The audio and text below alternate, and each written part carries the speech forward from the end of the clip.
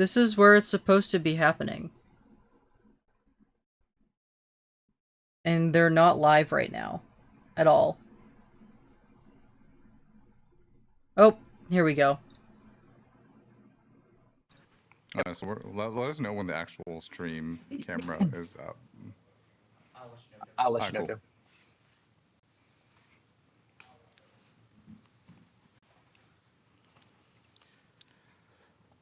It'd be awkward if you got some spelling errors in there. Oh, yeah. Which is live. Which is live. All right. We'll get started in a second. Let me know if if they're too quiet, if I'm too loud, or if I need to like change audio stuff around. Is Discord live? Discord.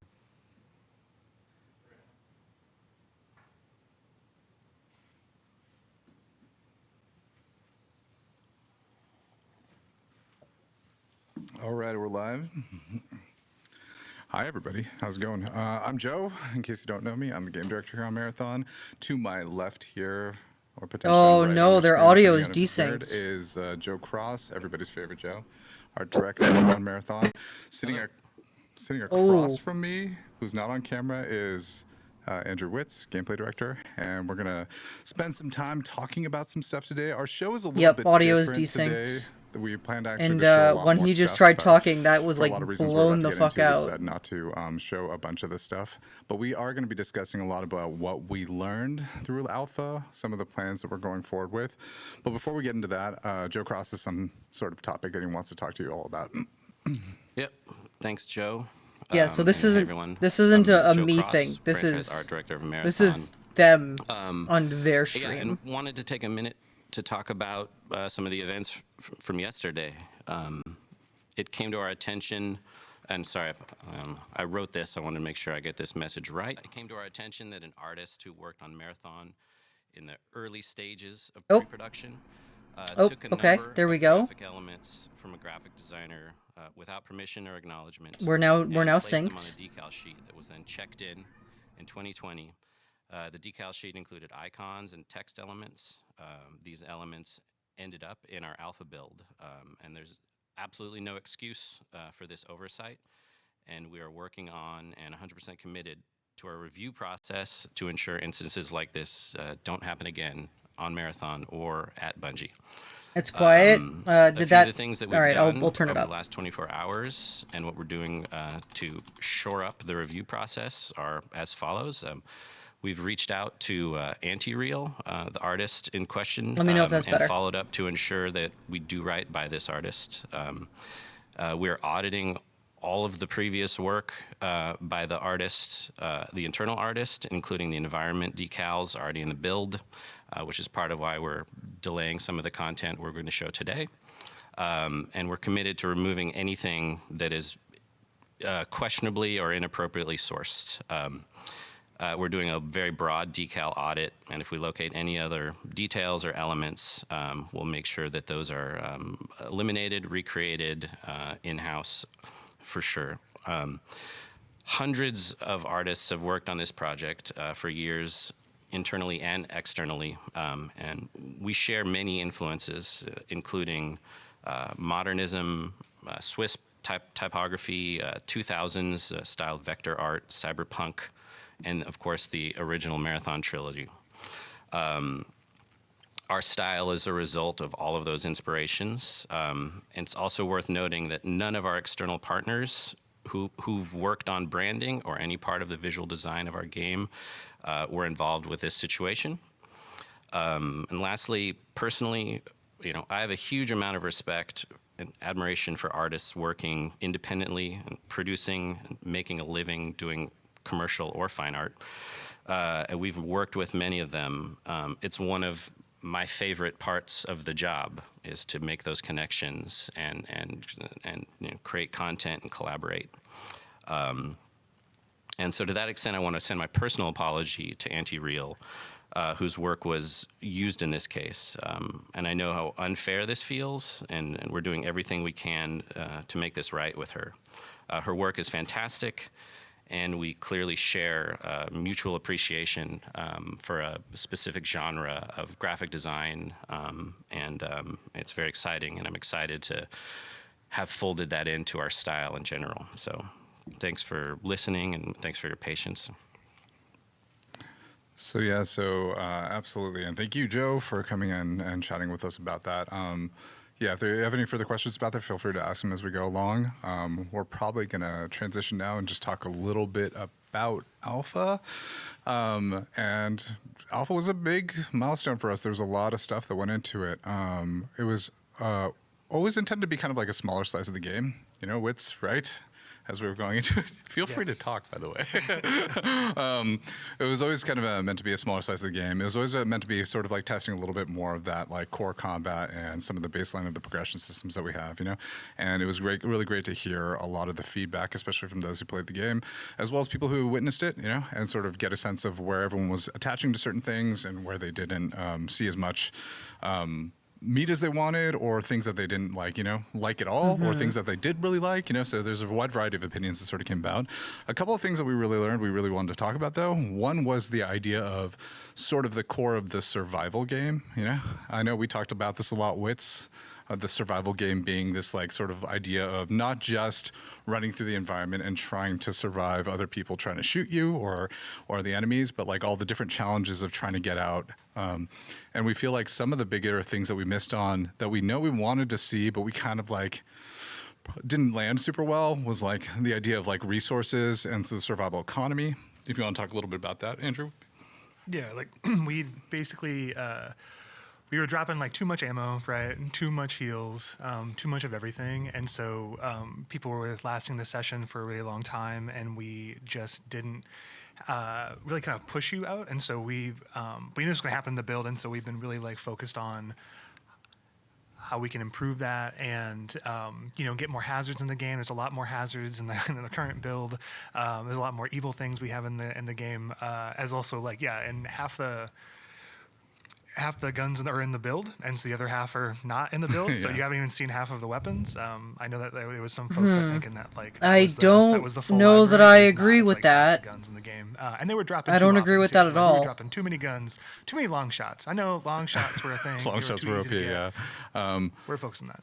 Yeah, there's the core of it is ultimately we wanted more stories where there was about like using your resources wisely, and we didn't feel like we put people, or like we didn't put players in a situation no. where they needed to use their resources wisely, and as a result there weren't enough That's- stories where it was like, oh, I ran out that's of not this thing and I true. had to figure it out, you know, or That I is not really true needed at this thing and I all. was searching around trying to find it, and so we want to build more of those stories moving forward, and so we've been doing a lot of internal iterations. I know even our most recent build, we've stripped back a lot of those pieces, and we're seeing some kind of crazy stories come out of that. So yeah, so that's That is a big just part of not the my survival experience economy. with You the talked a game in little any bit way, shape, or about, form. like survival challenges, like the idea of like, you know, The guns the were environment being a so little bit rare, more hazardous other to you, than you know? fucking the Oh, is there any overrun stuff you want to AR. share there, Andrew? Little bits.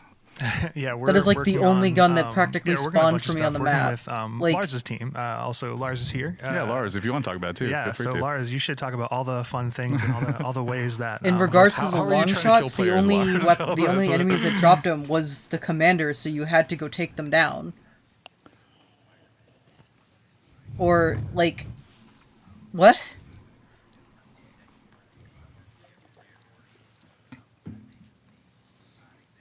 And it's not even like you get to keep them. Toxic plants now that we have in Martian perimeter. So like going between POIs, you will have to keep a lookout for that. It's for the people who got real used to switching to knife and just going full bore. You're not going to be able to do that any longer in the game. So we're thinking about all those kinds of things, things in the world that make sense. Like the What? world really No does not knifing want you anymore? there. What You know, the there's hell? obviously the UESC. They obviously don't want you there and are trying to stop you.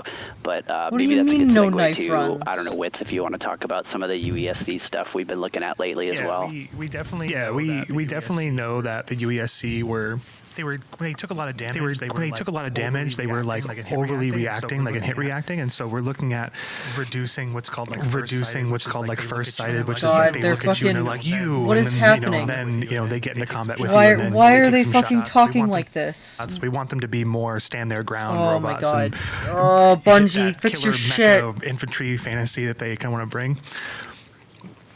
So we're adding we're looking at transitions for going right to combat when they see you. We also noticed that when players were engaging in combat with the AI, they couldn't ever like disengage. They couldn't like kind of be like, okay, like I'm fighting.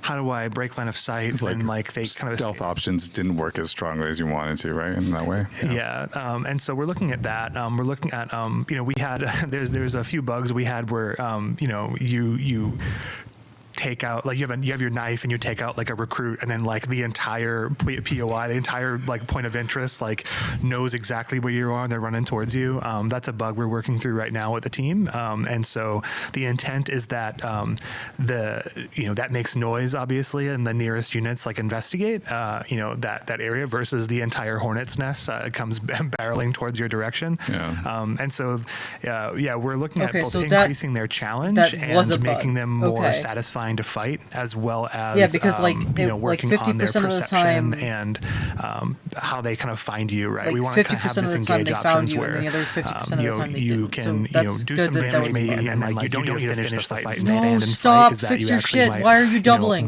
They see you, and there's a moment in time Oh where you my can actually God. like break and kind of get a chance to get away. But we still want them to be threatening versus like you can just run around them, right? They need to really push back. The sweet spot you're kind of looking for is ultimately that you have more options for how you like divide and conquer and tackle them depending on how you play. But if they do get an advantage on you, each individual unit feels a little bit more threatening to you, right? Yeah. Like we were there. There's the shield unit, What the big is shield this unit, audio? for example, Holy is shit.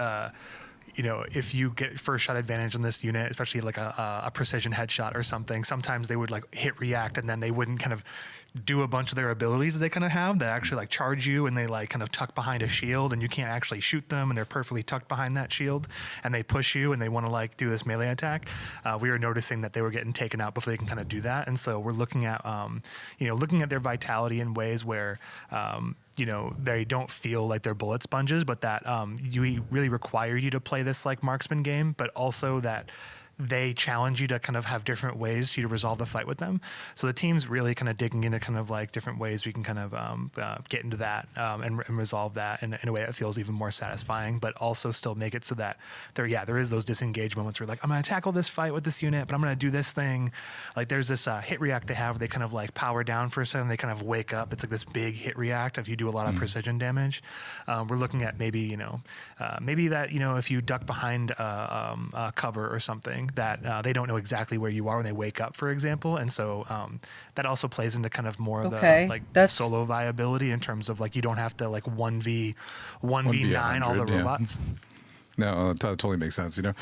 I know another topic that sort of came up when it came to the survival game was also the pacing of like sort of every given session, right? Like I know we talked about it internally. It's like there tends to be like a front-loaded tension inside of our runs where a lot of tension happens in the beginning. There's a lot of brawling, and then it sort of like begins to quiet out as you're sort of playing through the rest of the session. And we wanted to make sure we shake that up a little bit. That was definitely what was happening. About how like people would just event pacing collect into at the that, beginning and then just Lars, I think fight it all out, and and then the last team standing would essentially just get to loot the map for free. Yeah, no, that was really good. We actually got a lot of good data from the alpha about how event pacing was working, but also just sort of being able to, like, we got lots of good feedback about some of the events and how difficult or not difficult they were, how frequently they appeared or not frequently. And so we're looking at all that data, and we also understand, I think you said a really important thing, which is we also realized that as the session went on, the tension started to drop. Like if you were going after and you had run into a bunch of players, after a certain, you never know quite exactly how many players are left in the session. But after a certain amount of time, you can guarantee that the PvP population at least is dwindling a bit. And so our challenge that we're looking at right now is how do we increase the world danger over time?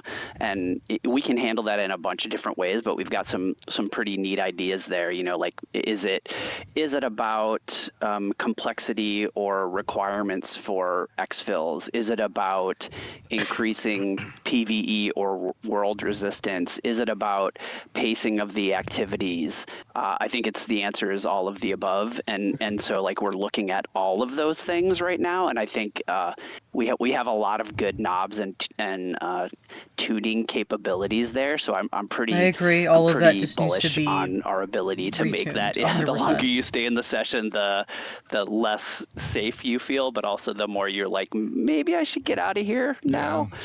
So that we want to increase those sort of Those thoughts from happening pressures. too. Yeah, no, I totally agree. Yeah. Yeah, no, that totally makes sense. Joe, you mentioned immersion too. Yeah. And that's one of the things that definitely touches art.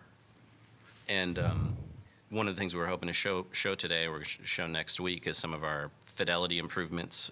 I know that there were a few very work in progress areas that got a lot of scrutiny in the alpha build, such as like exterior lighting. This is and probably the perimeter most map, scuffed stream I've some seen of our from them. lobby. And they delayed So this by 2 art is weeks. full steam ahead on a bunch of those improvements. We're very excited to show.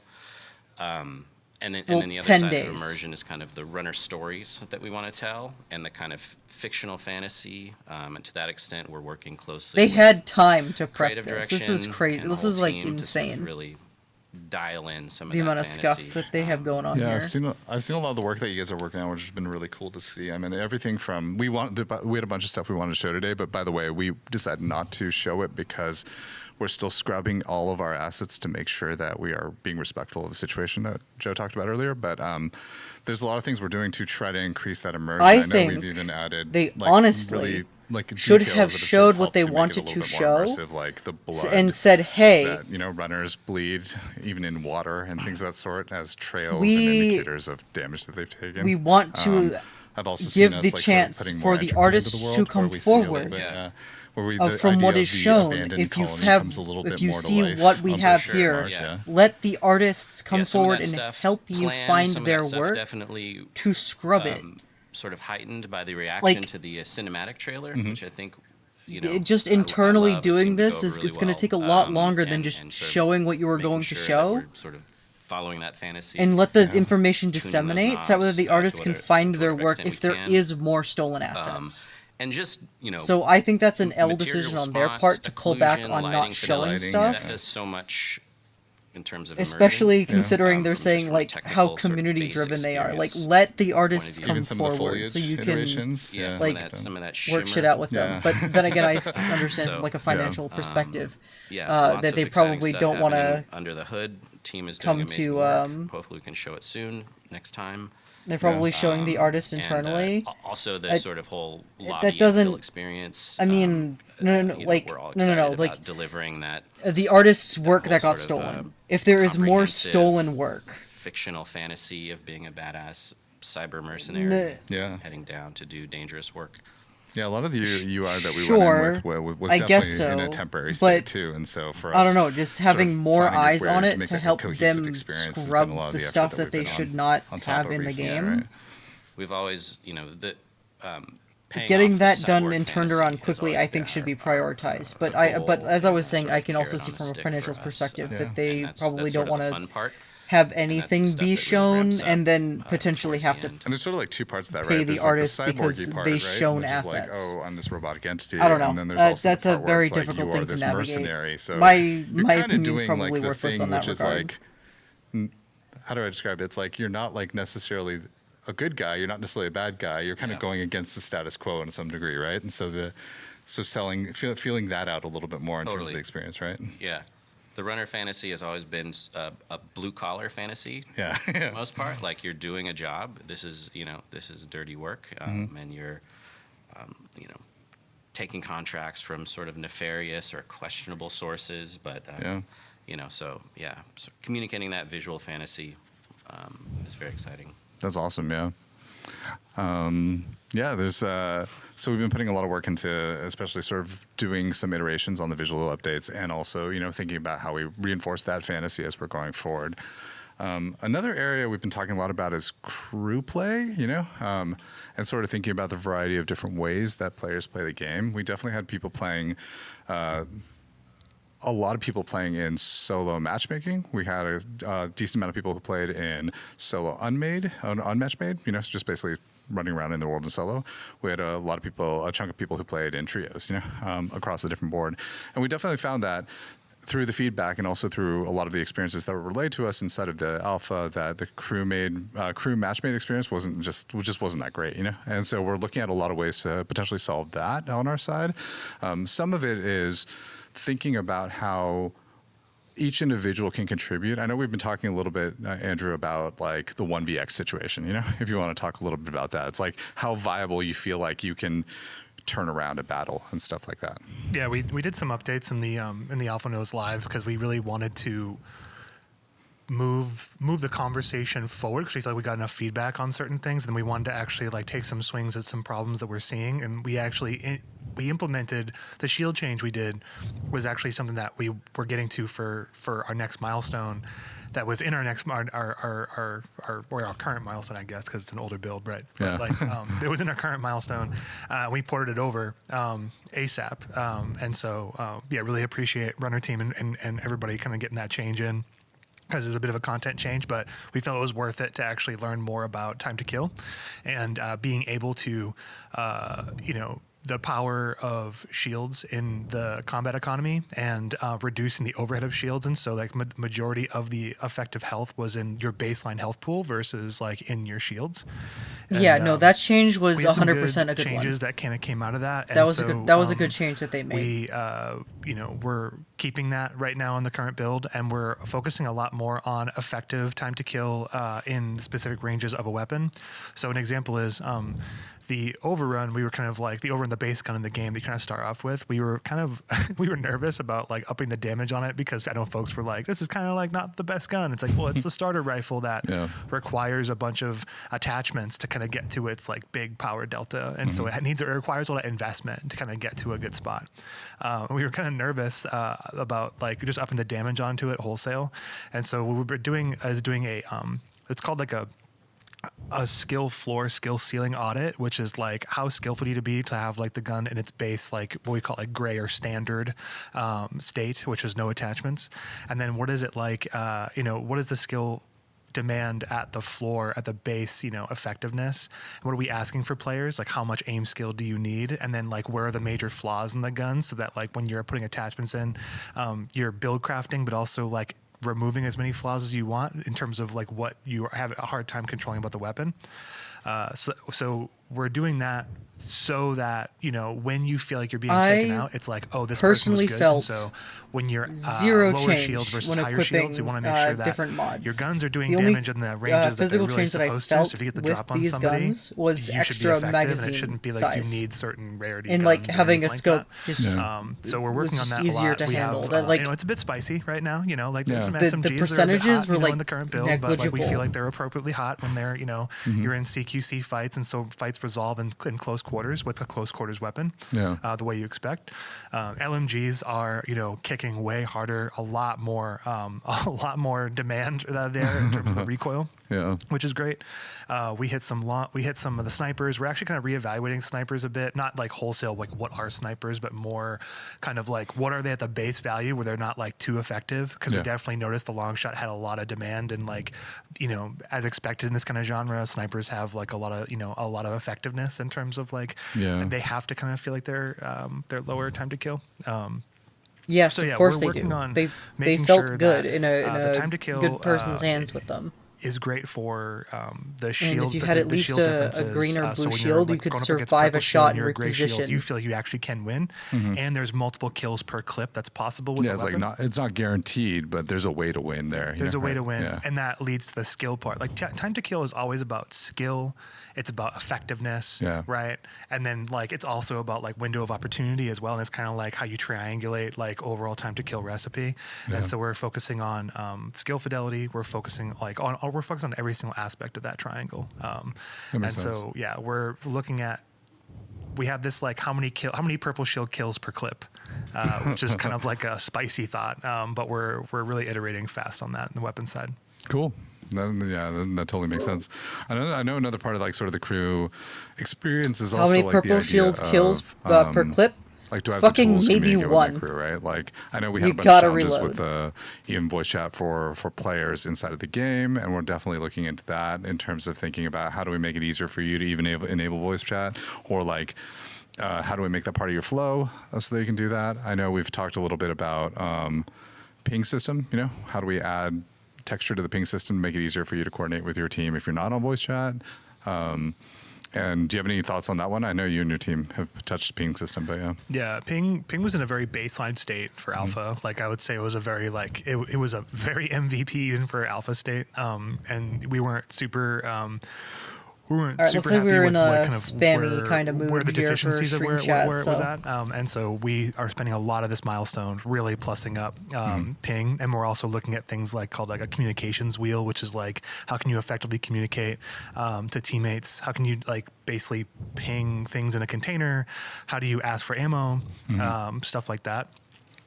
So yeah, we're investing a lot on making that really feel intuitive and plussing up the crew play, and then we're also talking about some contract stuff too, Lars, like as well about like the fabric of contracts between like multiple players. I don't know if you can talk a bit about what your team's cooking there. Yeah, Lars, tell us about contracts. Yeah, of course. There's a lot of work. You know, it was great seeing people's response to, I think, working along AI, like the sort of different factions. And so obviously, I just we have to feel point out really real quick, happy his with at least that Keyblade first slice that necklace people is were fucking seeing in the fire, alpha, and by the obviously way. not. That was it was a small All right, chunk of the that's it. content. So back to the And then Lars. sort of looking forward to when you're talking about crew play, like how do we lean into that? How do we make that more understandable? How do we sort of surprise and delight players around when they are working with a random match-made player, right? For example, how do we highlight those things? How do we make them understood? How do we reward in ways that make more sense? And how do we make you want to do those things, or like feel encouraged to want to do those things and work with, whether it's the people you pre-crew up with or the people you randomly got put in to matchmaking with, or whether you're trying to do it by yourself and, taking on those extra challenges. But I think Just need to fix the voice interesting chat. part You is need to now be able to figuring out toggle your what settings things were working, while in game. what weren't. That's it. I'll say, like, from my perspective, and this isn't the team's perspective, this is mine. Like, I think some of those things could have been more challenging, and so looking at that as well, and looking at contracts as like there were some that were great where you're like, hey, cool, I can go download this audio file and now I can go throw myself off a cliff. Not a real example, but you know what I'm saying? Like, to be able to say, like, I did it. I think we want to take a real look at having a mix of things that are more difficult and challenging to do if we think about priority contracts, and then the other types, maybe they're a little bit more sort of backgroundy, like doing things. And so if that makes sense. So we're taking a hard look at all of them, and I think we have some really good plans there. Good. So Those need to this is rework. A lot of them were very can y'all hear generic. me okay? Yep. At least for like side objective Awesome. stuff. Yeah, we're getting But a lot like of questions audio from logs chat, so I want and to jump oh in. my A god, lot of what art is this questions. audio? I have a question from WigXU. I have a question, a genuine one. Instead of scrubbing so many assets, would it not make more sense to employ the artist, who obviously has nailed the aesthetic you're looking for, and keep the assets as they are? 30 seconds Sorry, for an ad Joe. break. And I do can jump in with the apologize, answer chat. unless you want to take it across. I know Cross he got kicked out This of is- the this is Discord the for juicy some reason. part. Like, I'm staring at us with shame. This is the juicy so that part, we but might they have a should technical employ the issue right now. artist. Do you want to? They're basically asking, wouldn't it be easier just to hire someone to remake the assets as opposed to? Sorry, do you want to repeat the question? Apologies. Yeah, go Not for it. remake it. Hire the Can artist you to repeat help that? them. Just so I can relay it to Cross, because Instead of- Cross can't hear you right now. But Instead of scrubbing so many assets, would it not make more sense to employ the artist, who obviously has nailed the aesthetic? So the question was, instead of scrubbing all the assets, wouldn't it be easier to employ the artist who made all the assets? Yeah, I mean, and for what it's worth, we're confident that the majority of the assets in that capacity are original, created internally by our internal artists. We would love to work with Anti-Real if that's an opportunity that presents itself. I mean, that's part of what we sort of reached out to communicate. It's a very Awesome. at this point. Good. It's a very small I don't sort know of if set of Anti-Real assets. would want The- to, the- but the- good the that they decals extended it. themselves are the kind of they're details that are sort of placed on the sides of buildings or crates or something like that. So we absolutely do need to replace them, and we would rule in sort of any sort of way of doing that, including contracting, collaborating, or working with the artist for sure. Yeah, and additionally, I think Yeah, it's a great question. just to sort of add on to that, additionally, when we run into situations like this, we also feel like something slipped through our net, and so we have to go back and look at everything just to make sure that nothing else slipped through our net, if that makes sense, because All right, it let's caught take a us look by at surprise chat. and we want to Chat just make sure probably that is we're happy doing the about right that. diligence to ensure it doesn't Yep. happen again. So either way, we're going to scrub all the assets just because we want to make sure that we didn't miss something else. But yeah.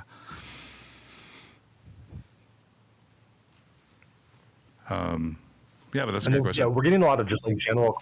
We're getting a lot of general questions in the chat, Cross, about like the overall aesthetic. Do you want to like speak to that and like kind of like where you're getting like the influence, where you're like making the art? You have to relay this question again, Yeah, Joe. really. So there's a lot of questions just about Yeah. where your inspiration for a lot of this art style and sort of like where that comes from. Yeah. And how you think of the art style. Yeah. Yeah, I mean, it comes from a lot of sources, a lot of genres. I talked about it a little bit online. Probably a couple years ago. Graphic design is obviously a massive part of our game, and typography in general. That's one of the things I sort of am the most proud of in a lot of ways is sort of the idea of elevating typography and graphic design to sort of the forefront in a game or in an industry that typically doesn't. I think is sort of safe to say. So in terms of that, the influences range from. I just want to highlight a message real There's quick. even some DNA shared, I think, with Destiny, with sort of Swiss modernism and I agree. that whole. Joseph that Cross whole was genre following of, her on Twitter for 7 you know, years. sans serif typography, all the way up through 2000s, early 90s, which is where I mentioned before. I think there is a lot of overlap there in terms of inspiration with Anti-Real, the designers are public, vector art, that kind of thing. Just an example of sort of an exciting part of graphic design history that feels connected to, sort of naturally connected to games. Okay, I'm just turning this down for like a moment, but for anybody that missed it because of ads, the answer to the question was instead of would they hire Anti-Real, who nailed the art style, instead of just getting rid of the assets altogether. I'm paraphrasing a bunch, but that was generally the question. And they said yes. The part of what they reached out to for Anti-Real was an extended offer to come work at Bungie and work with them. So huge W if that is true, and only Anti-Real will have the receipts to be able to back that up if that is true. Of our branding and sort of in-world. So in-world, ball is in Anti-Real's court, world and whether or building. not she will There are a debunk whole that. slew of influences when it comes to architecture and character design and world building and natural palette. So it's all a big soup. Awesome. Let's see. Wrapping up the previous subject, which is like sort of on career play. I know that we've also been exploring internally, doing a lot more tests with mixed crew sizes. We're still thinking about how we want to approach the idea of not just 1vx, but like, are there different crew sizes that we want to support? Like, do we want to do something that's more about solo duo, or things of that sort? We haven't really landed on a discussion point yet. Those are all investigations that we're sort of pursuing. So nothing we can commit to there, but we're definitely looking into stuff like that. We're also looking into ways that, you can communicate in some way with teams that are not your team. We don't know exactly what feature that could be. Proximity We've chat. been talking a lot about that. yeah, so we're looking into a lot of stuff on that front to sort of improve the overall like sort of social complexity of the game, but also make it better for matchmade crews and also crews of different sizes, whether they be ones, solos, duos, or trios, to find a good experience. So. Let's see, what is another area that we've been touching on? There's so many things. Oh, progression, yes. Progression rates in the alpha were way too fast. Everybody went really far, in the alpha in a very short period of time. Some of it was a lot of stuff was being gotten out. Some of it was just our tuning on factions was way too fast. Some of it, I will say that that's one part of it that was true. Another part of it that was true was, what's up? Money, credits. Yeah, money, credits.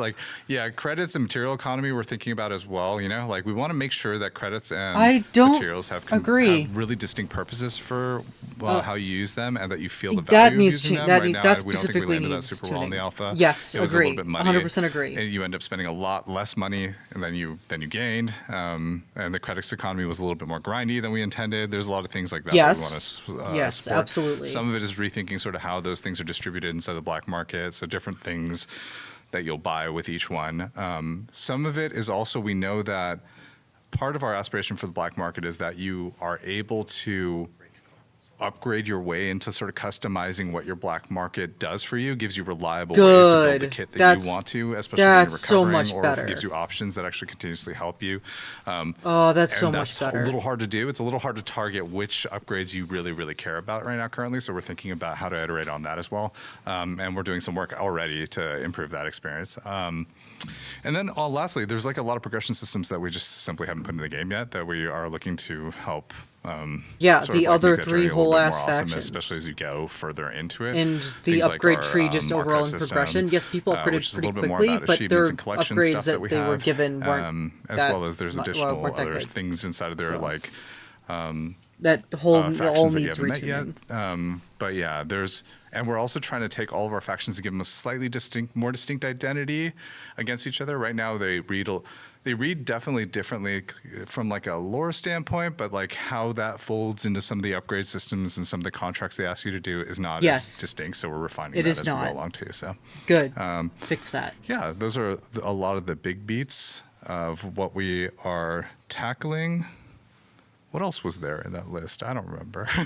Andrew, maybe you do. I was going to say, it's a good amount. It's a good amount, yeah. It's a lot of stuff. It's a good amount. I think the overarching... Please talk about customization. Deal is, we definitely have gotten, a lot of points to improve on, and we're actively improving on them right now, and some of our investigations for bigger ones. But I think in general, the survival game being more robust is a huge one. Feeling more immersed in the world, having the world feel more alive. Yeah, you hitting on the fantasy of being a runner, right? In what we call infill, which is going from matchmaking into boots on the ground, doesn't feel super great right now. So we're actively working on that. It I takes think forever. all the gaps that we heard either from feedback or that were data that we looked at in the game of how players resolve things. I think we have a bunch of big improvement points, and we're swinging pretty hard at all of them right now. Yeah, definitely. I know we've spent a lot of time sort of beginning a lot of the work has already begun, but sort of also just talking about all the sort of work we are going to do about tackling a lot of these issues as well. So that's a good segue into a question from IonTK, who's asked, what's the biggest negative feedback from the alpha that the team is looking to change by release, or at least close to the period after release? I mean, they're all pretty big points, I'd say. I think the survival stuff, the run texture and the survival stuff, is probably one of the biggest ones, because we're putting a lot of different points into it. We're thinking about how Lars mentioned earlier about how exfilling is different, inside of the game. For example, we might change some of the rules around exfilling and sort of the way it works right now. We're also thinking about everything from AI combatants to resources to loot, all as part of that. So it's a pretty big amount of stuff that we're doing in that space. The other big area I'd say is actually the creative fantasy stuff, which we're really, really trying to land a little bit better, the immersive fantasy stuff. Wish we could show you some examples, and we definitely will soon, but there's a lot of work we're putting into that too, to make sure that it really feels that it mirrors the intensity of the experience that we intend on the planet. Really, a marathon is supposed to be about surviving Tau Ceti and the Marathon, ship, and surviving that situation.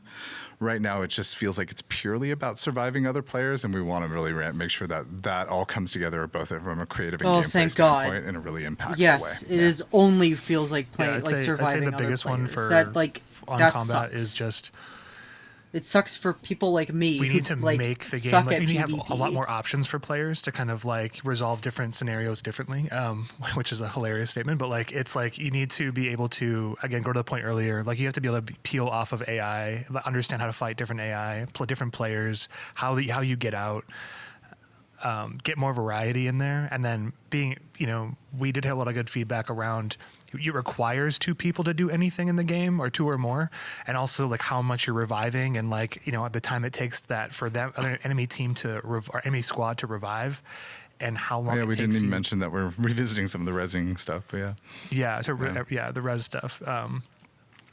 We're changing how that works, so that when you actually do get a pick on an enemy crew, they can't res in the time that it takes you to heal to full, which I think was a kind of a big problem.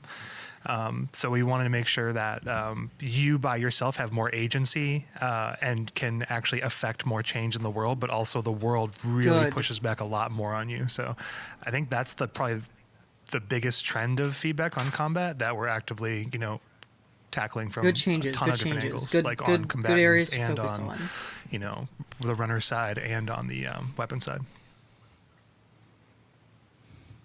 Yep, and so I got a question from No, go ahead, Joe. Yeah, I was saying from the art side, it's focusing on immersion and sort of divided into fidelity, sort of the technical side of our visual world, and then it's the sort of narrative. It's supporting the narrative of the runner fantasy, which there's a lot of work to do, and those are the 2 biggest takeaways for us from the art side.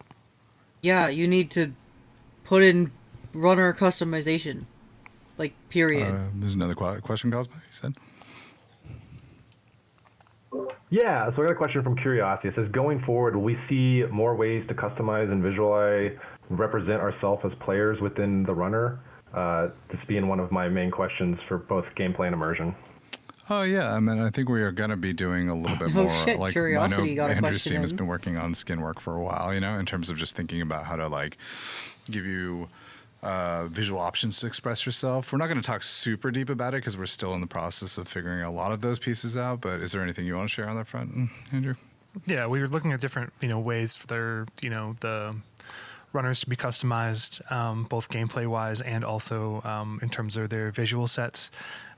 We're also looking at making weapon stuff too, to express your weapons and stuff, different ways and multiple ways. Could not care less about that did the trigger weapons. something that I think we forgot to talk about, that we want to talk about, was build crafting. How we're sort of thinking a little bit more about how we want to make more distinct build crafting elements. It's important. We're build crafting Yes, don't get me improvements wrong. in 2 vectors. One, the the runner team is really figuring that out right now. They have some really good ideas. We're trying to basically learn from what we had in the alpha and then extend it in terms of implants being a bit more interesting, and kind of cores having a lot of the interest that people were kind of chasing. And so we're looking at how we can plus up implants a bit more, so they stand up better alongside the cores. And then on weapons, we had perks only in the upper tiers of attachments, on purple attachments and stuff like that. So you'd have a purple magazine that had a perk on it, or a purple barrel that had a perk. We're taking a lot of the perks and putting them into the chip attachment, and so they're not divided by the weapon or the weapon family anymore. The chips are generic, and so if you find a chip, you can put on any gun. So it gives you more an anchoring element then, this verb that you can throw on a thing, and then. Yeah, and there's more chips at lower rarities too. So we're really looking at how we can get more of that build crafting into the weapons versus you need a specific thing, and there being more considerations for what verb you want to add to the gun overall.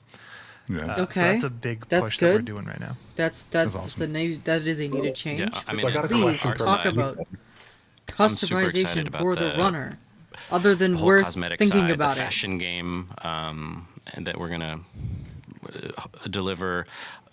Our base characters have such a unique look and sort of specific to our visual world that it's a question we've gotten a lot about. What kind of range, what kind of aesthetic or visual range do these runners support? And their answer is all of them. So, yeah, we're very excited to start rolling out looks and sort of ways for players to identify more specifically with certain runners or styles or fashions. Cool. This is such a fucking nonsense Cosmo? answer. So I got a question from Ethan.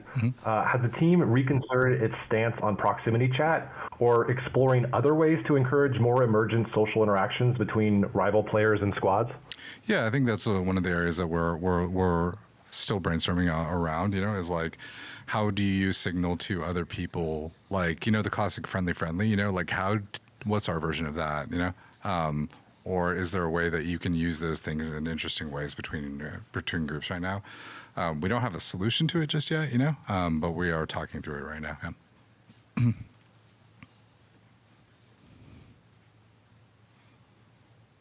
Okay. Very evasive. I got a They're question from thinking Agent. about Says, it. would love to hear about the materials for each faction. I feel like there's way too many faction materials and it's insanely overwhelming. The materials for each faction. Oh, you mean for the upgrades, like to purchase the upgrades and stuff like that? Right. I think right now we're talking about the materials economy a little bit, how it all aligns to different things. There's a couple things that I think we've learned from Alpha. One is that we want more materials that are kind of like a little bit more memorable and evocative, like we said. We think we like things like tick milk inside of there because it just kind of has this like interesting, evocative, like kind of like, but you kind of question what it's about. So the creative theming of some of the materials we're taking a second pass at. But the other part of it is there is a lot of materials and they're all like sort of value graded, like in terms of thinking about, like greens, blues, and purples and stuff like that. I try to make it a little bit easier for you to understand the value of a material, as it sort of is used across different things between like sort of recipes for trading versus upgrades and things of that sort. It's like a sort of a top-down, how do we use materials kind of thing that we're looking into. We do think that it's less about how many materials as opposed to it being clear how they're used, and I think because part of it is that we do want there to be a big diversity of different types of things that you want to loot, but it's about you associating it with the value that you're going to be getting from it that's super important. And I think that we're still a little loose on that, and we're trying to tighten that up more. Yeah, we need a lot less nonsense items that like that do nothing other than which just is we actually had a pass in, not for this build that everyone played, but the current build that we're in, and there's a bit more, I would say, theming, like in terms of what goes where and like what things that would go with weapon upgrades, and you'd be like, okay, like I kind of understand that. And so there's a lot of theming discussions, a lot of relatability discussions. We're still iterating on the look sets of them as well, how they sit in the environment. We're still looking at the looting moment as well. So when you open a container, that it feels really good. Right now, it kind of feels like this like pop in. I know that like some folks feel like that it kind of like the pop in feels like, or the pop in of the loot when you're going through a container. The searching essentially is what it is. Yeah. Is it feels a little bit like, your internet is slow or something. And so we're really trying to make it feel like it's like you're actually searching through, and that feeling really rewarding when you find something in there, whether it's a material or a valuable or something else. So yeah, I think that we're looking at the organization of the materials, what they are, what they're used for, and then, understanding when you find a specific one, you're like, oh yes. The other thing, it's probably, I mean, we haven't had a question about it yet, but I feel like we should talk about it, is bag space and all that kind of good stuff. Right, Joe? Like in terms of like thinking about, we've definitely gone back and forth on a lot of things, including around bag space. Yeah, which is like we want you to pay attention to obviously what you pick up and how much of it you pick up, right? But we also want you to like think more about what, like right now, for example, I would say our looting is very much based on sort of stack value in a size, where it's like, we have a lot of things that accomplish. It's like how much value do you get stacking something inside of a specific slot as opposed to getting a variety of different types of values out of things, that needs to be adjusted. I agree. And yeah, we might be changing some icon sizes or things like that in the future, or like basically some of the sizing of different types of things inside of your bag just to make it the puzzle a little bit better. But there's a lot of iterations we're going to do on that front. Good. We are going to make it probably a little bit rarer for you to find bags, but we're going to try to make it easier for you to like reliably get them from the black market and things of that sort. So we're shifting some of those equations around. Yeah, base bag space is always the topic of conversation. Base bag space is always the big discussion. I think we're still talking about base bag space. Like basically the thing is we don't want you to not feel like you want to get a bag. Right? Like I think it's like it's weird if you always feel like you have enough space and you don't need a bag. But I do think that we still want to make sure that tension feels right. But yeah. So I got a question from Zionless. It says, is there plans to add guaranteed ways to build craft? I heard lots about build crafting, but not being able to get a loadout I designed without hopefully randomly stumbling upon it sounds bad. I would like to see crafting system or at least have the option to change cores with some material expenses. I think we're trying to make the lower level of build, like the baselining of build crafting, something that you can establish through your black market a little bit easier, like acquire and build in that way. But but there's always going to be like a difference when it comes to high rarity things. High rarity things, like for example, there will be builds that involved having a really rare item that may not be something you can always have. But like we want you to get more involved at the lower level of build crafting where you feel like you can actually kind of do that kind of thing. But yeah, Andrew, I know you. Yes, lower level. I think we agree with the statement that was in the question, which is like it feels hard to maintain like a build. Yes, and we need it does. We're looking through a bunch of ways, through black market or like through bartering or something like that to kind of like be able to get the right verbs. Maybe it's not the same thing that you want because we still want you to kind of go and loot things, but we want to have you have verbs that you're like, I like when I'm playing glitch and like this is like the overall verb set I would like for the glitch, and you having more opportunity to be able to go back to that well versus like, oh, though my access to the well is purely based off of the randomness of the container. I think that's it. I think it's like if you think of like if the like lower level version of it, the middle version of it, and the perfect version of it, right? We want you to have access to like the lower or middle version, depending on how you've done that. But the perfect version of it, I think some pieces will still be, things that if you lose them, you'll have to find them again, right? Yeah. Yes. Yes, so, we need to have at least some sort of baseline any discussion on reworking the resurrection of dead teammates system. Would like to see this addressed before launch, as rezzing dead bodies seems free is bad for the tempo of the game. We concur. Yep, I'll just jump in and say yes, we concur. Yes, we concur. Whereas about a bunch of work is going into it right now. We basically have our one axis of a solve we have for right now is increasing the resurrection time and also having it so that every time you go down, the timer does get increased. And so if you keep on going down, like you kind of like your ability to come back into, back from the abyss is harder and harder. We're also looking at, we also did a bunch of changes in the alpha around like the timer, the saved progress timer. So when alpha first came out, it saved your progress the entire time, and so you could like get to halfway, take a fight, and then go back and kind of just pay for the half of the res timer. We did have a regressive decay on that, so it goes down. And we're looking at other things too. That if that's not enough, we definitely know that. Rezzing feels a bit too free. We're also taking a look at the messaging. I know that there's that little the little stick figure above the bags and stuff that we adorably call the little gentleman above the bags. We're looking at that actually being a tell, so you can't just like camp the bags the entire time. We liked the texture of being able to know whether or not like a crew was downed and like making combat decisions as a crew about that, so you can kind of like coalesce on the information. But I think we're seeing that once you give too much information, obviously like it just like you can have too much action in terms of what to do and where, like you can stay in the area knowing that there might be like a clutch play happening or something. So I would say we agree with the baseline is that resing is too free, and we're not looking for Posture just purely check. Thank you, punishments where if Dragon. you Hello, do get fully hello. dead, like Thank you you for the feel like posture check. coming back and being Can you go alive ahead is like and not worth the readjust? time. That's definitely something we don't want to do, and so we're trying to make it so that there is a thing for, continuously dying, and then resing does feel really clutch when you do it, but it's not a guaranteed thing. I know we've talked about it, but I think the sort of place we're trying to land ultimately is that if a person gets downed, resing them, like not downed, but like not completely eliminated, but like downed, right? Like knocked down, resing them in combat is hard, but it's doable. And if they get eliminated, getting them out, like resing them in combat is really, really, really like very almost difficult to do, right? You really want to do it once you've cleared the area. Is that the intent?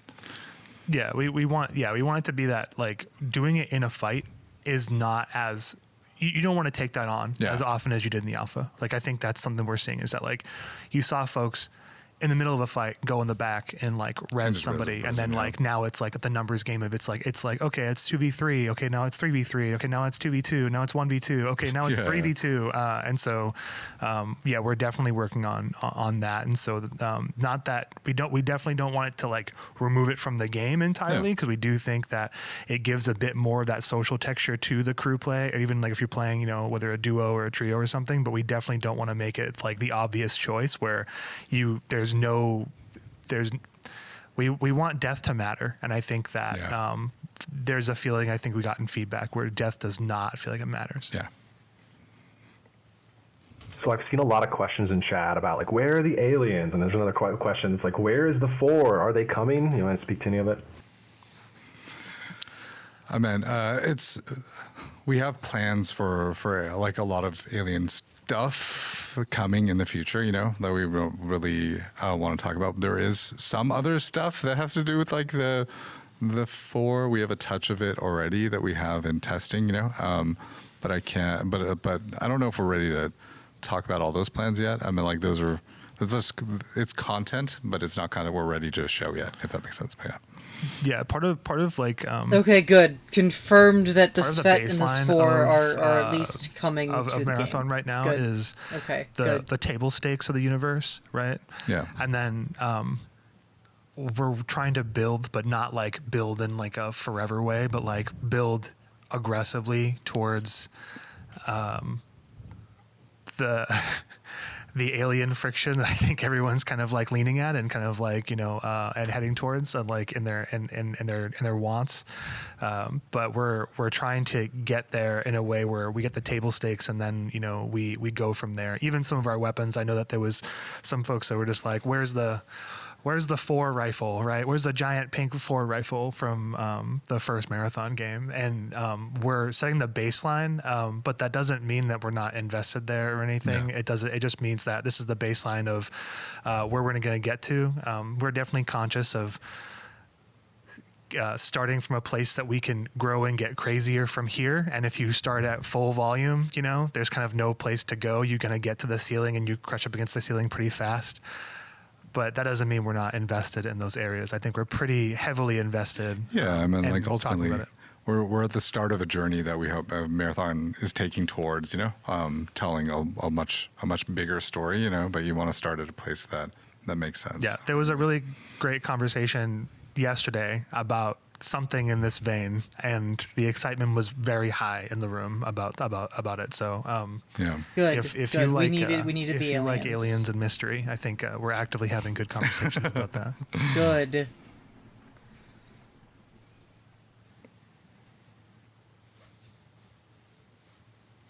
Okay, we got silence. I feel like we talk a lot on here. We have conversations about. There's things we're building. I guess. There are things we're building. There's things we talk about with the goal of building, and then things we talk about knowing we'll be building them even further in the future, and all those things are true. Yeah. It's like what do we do? All right, we got time for one more question. Are there any plans to expand the verticality of the early game maps by increasing their depth and complexity? For example, by adding more underground locations that could be unlocked through collective community progress or completing some kind of raid-like mechanics? we've talked about how we use we're probably going to be shifting around how we use some of the existing spaces, to be fair, like in terms of thinking about how we're going to add more complexity in ways that we approach those maps, right, Lars? Like in terms of thinking about it, but like I know we've talked about how as like a live game, we want to continuously sort of like add to these maps and think about them in the future. But yeah, Lars, I know you guys have talked about it. Yeah, I think that's a good way to think about it. Where you were just talking about the alien stuff and how we start at the baseline. I think the maps we think about it in the same way, and obviously. There were some nooks and crannies in the maps that were in the alpha, and it obviously wasn't all of the content we plan to have when the game comes out. And so, go ahead and highlight this message. we see it as, again, creating like this really satisfying baseline and then looking for room to grow and how we increase that complexity over time. And I would say some of the maps, the newer maps that we're working on right now, take that into account even more so than Perimeter and Marsh. Even though we had a lot of those conversations early on about Perimeter and Marsh as well, and then which saw things like the underground sort of gold locked room that was underneath AI Plank, or the sort of twisty and turny tunnels that are underneath bio research. And so again, I think it's like starting at the baseline and then figuring out the right things to add and thinking about that approach from first principles going forward too. Agreed. All right, Joe, do you want to close this out with is very important. Yeah, once again, I want to appreciate everybody for like sort of not just joining us here, but also whoever participated in the alpha or whoever was part of watching it or just even part of the discourse. We really appreciate it. We're really like excited that a lot of people are interested in sort of seeing where we evolve this game and sort of how we're continuing to iterate on it and make it better. So thank you all for the feedback. Thank you all for the questions. Thank you all for the sort of support and for sharing your feedback and opinions with us. It's all super valuable, and we've been listening. We're like constantly talking about how to tackle it. We're doing a lot of things already to tackle it. We're sorry we couldn't show anything this week. Unexpected conditions came up, but next time we want to be showing you a little bit more about what we're working on, and hopefully that'll be exciting to see. But yeah, thank you all very much. Look forward to talking to you again soon. Yeah. Thank you. Okay. So, what did we learn?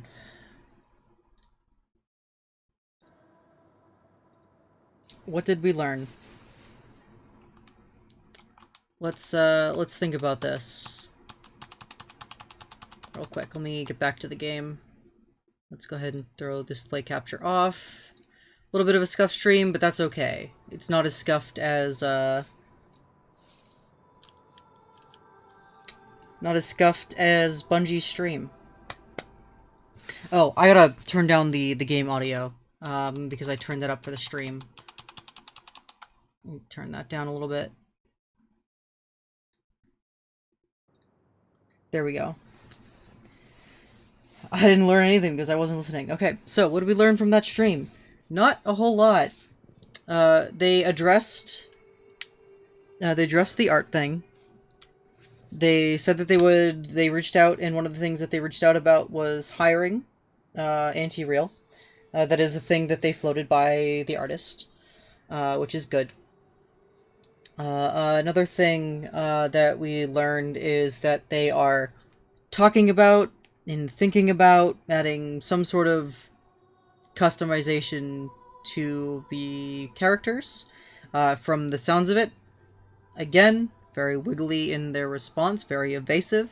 It seems that they are still looking to push skins, so I think it'll be paid DLC, because I have not heard anything otherwise. They did not assuage any concerns in that regard.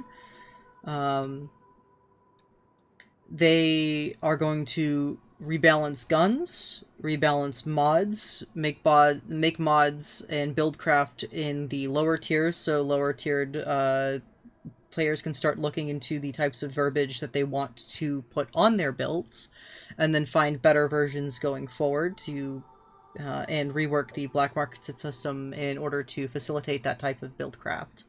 That goes hand in hand with them as presumably making and finding some sort of a system where they can fine-tune the black market in the weapons that you wish to procure, as well as make guns more rare to find on the map.